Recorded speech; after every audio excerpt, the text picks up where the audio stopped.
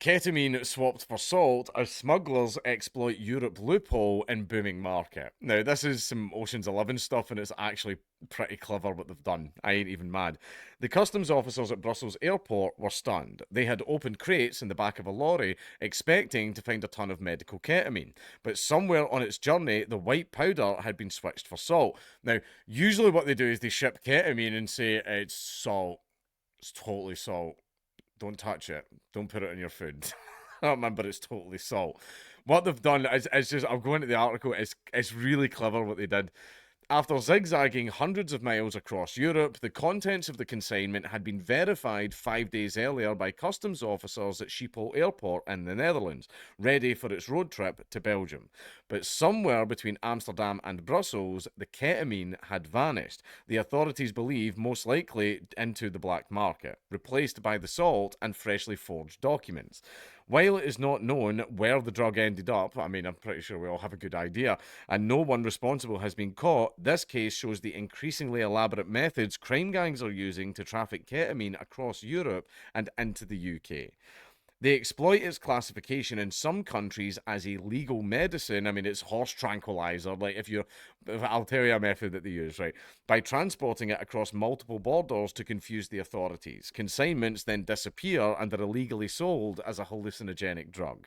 It's clear that criminal organizations are misusing all these long routes, says Mark Van Colley, head of Belgium's Central Directorate of Drugs. Belgian investigators have uncovered at least 28 similar consignment switches involving an estimated 28 tons of ketamine since this case in 2023. Some criminal gangs are now making more money from selling ketamine than other illegal drugs, such as cocaine, Mr. Van Cole told us, describing the situation as an epidemic. In the UK, ketamine consumption has risen 85% between 2023 and 2024. Wastewater analysis sampling human waste from sewage plants to measure the scale of illicit drug use suggests. Latest figures show that there were 53 deaths involving ketamine in 2023. It has been linked to high profile deaths, including those of Friends actor Matthew Perry and drag star The Vivienne. Abuse of the drug can also lead to cognitive problems and permanent bladder damage. UK organised crime groups are clearly stepping into this new market, says Adam Thompson for the National Crime Agency. Apparently, ketamine's a party drug. I do not think it is. I do not think it is. It's a horse tranquilizer. I don't know if it's like Quaaludes and like if you fight it, then you get a good high or something like that. I don't know what it is, but I don't know how it's a party drug.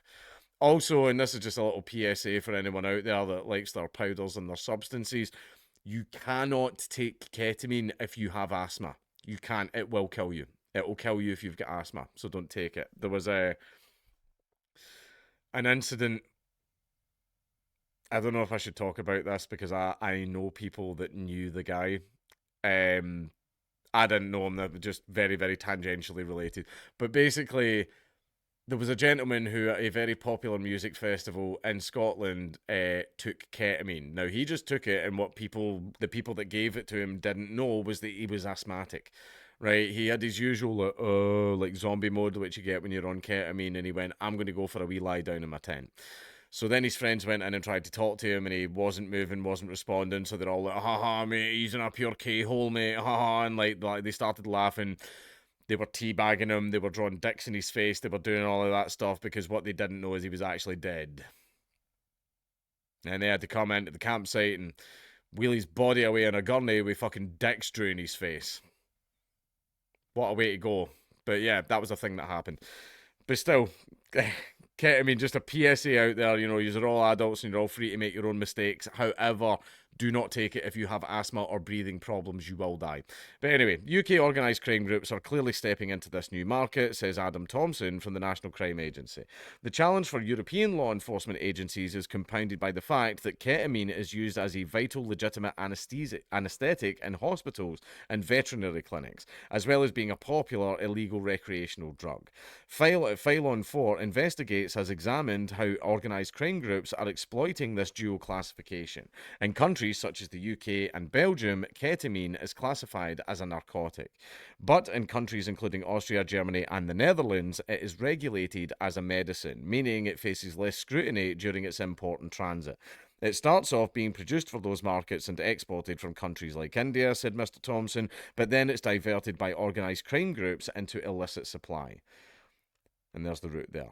Armed with this knowledge, the smugglers have developed a preferred route, shipping the drug from India, where it is legitimately produced as a medicine, into Germany through the Netherlands and Belgium, then on to the UK. In the case of the disappearing consignment at Brussels Airport, the drug was originally flown from India to Austria. It was then driven to Germany before being flown to the Netherlands, where it was unloaded again and readied for the road trip to Belgium. During all of these connections, it was being moved legally. But somewhere during this last leg, it was swapped with salt, and it is thought that the ketamine entered the black market for illegal sales. In another case, a container arriving at the Belgian port of Antwerp, which had been verified as containing ketamine, was found to hold sugar. Criminal groups are also exploiting legal supply chains by setting up front companies to import ketamine under the guise of legitimate use, only to divert it into illicit markets once it arrives in Europe. The more countries and jurisdictions it goes through, the more difficult it is to investigate, requiring liaison between law enforcement agencies, Belgian and Dutch police told the BBC.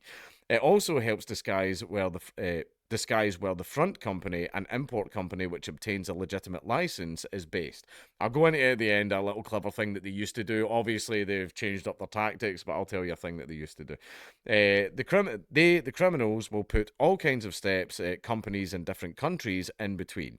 So it's hard for us to backtrack if we find any large quantities of ketamine, said Chief Inspector Peter Jansen, a drug expert from the Dutch police. He probably sees a lot of work. Fucking Holland. Jeez, oh. But anyway.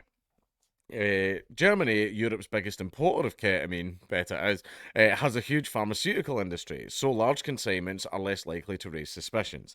In 2023 alone, 100 tons of ketamine were imported from India, Mr. Van Coley says, far more than would be expected for legitimate medical and veterinary use.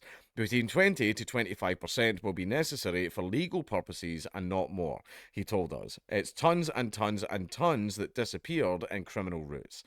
European police forces say that they are planning to liaise with the Indian authorities to try and tackle the problem, with Germany's Federal Criminal Police Office telling us it carries out intensive monitoring of new psychoactive substances like ketamine. It added it was in close contact with national and international authorities, organisations, and institutions in order to be able to anticipate and react to further developments and new trends. Needle in a haystack. The smuggling network sees plenty of reward in England and Wales, where an estimated 269,000 people aged 16 to 59 reported using ketamine in the year ending March 2024. Government figures show. Among young people aged 16 to 24, usage has soared by 231% since 2013. Ketamine is a very cheap drug compared to some other illicit drugs, and that it's made by actual great big places that properly make it, proper industrialized production, which is why, and they don't really have to hide it because they're making it legally. Like, the reason that cocaine is so expensive is because they have to dart all over the jungle and constantly move.